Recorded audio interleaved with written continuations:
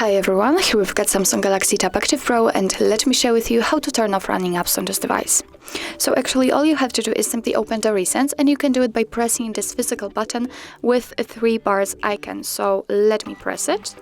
And as you can see here, we've got the full list of previously opened apps. If you'd like to turn off only one of it, just swipe it up just like that.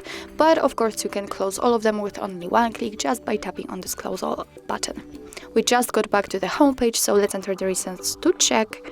And as you can see here, we've got no recent items, no recently used apps, so it means that we successfully closed all background apps.